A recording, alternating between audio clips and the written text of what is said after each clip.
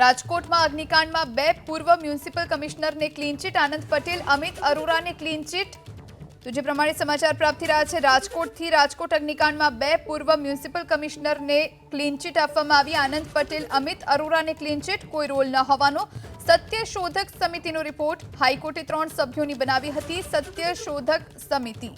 Birthday party ઉજવવા ગયેલા 4 ઉચ્ચ અધિકારીઓને પણ ક્લીન ચીટ આપવામાં આવી। આ વિશે વધુ જાણકારી માટે સંવાદદાતા પરાક્રમસિંહ ફોન લાઈન પર જોડાયા છે। પરાક્રમ, શું વધુ માહિતી? ચોક્કસ અગ્નિકાંડને લઈને સૌથી મોટા સમાચાર છે અને જે આઈએએસ આઈપીએસ અધિકારીઓ છે તેમને ક્લીન ચીટ, રાજકોટના બે પૂર્વ કમિશનર આનંદ પટેલ અને અમિત અરોરા છે તેમને ક્લીન ચીટ સત્યશોધક સમિતિ છે તેમના દ્વારા આપવામાં આવી છે। આ તમામ જે માહિતી છે તે સૂત્રોના આધારે મળી રહી છે। બર્થડે પાર્ટી ઉજવવા માટે ગયેલા આઈપીએસ અને આઈએએસ અધિકારીઓ છે તેમને પણ ક્લીન ચીટ મળી હોવાની હકીકત સામે આવી છે।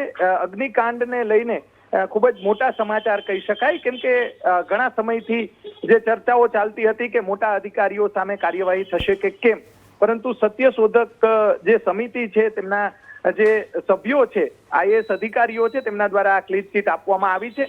સમગ્ર મામલે જે બંને જે અધિકારીઓ પૂર્વ કમિશનરો, મહાનગરપાલિકાના બંને પૂર્વ કમિશનરોને ક્લીન ચીટ છે, સાથે સાથે 4 જે અધિકારીઓ છે કે જેમના ફોટા વાયરલ થયા હતા તેમને પણ ક્લીન ચીટ આપવામાં આવી છે। જી આભાર પરાક્રમ તમામ જાણકારી આપવા માટે। તો રાજકોટ અગ્નિકાંડમાં બે પૂર્વ મ્યુનિસિપલ કમિશનરને ક્લીન ચીટ આપવામાં આવી છે।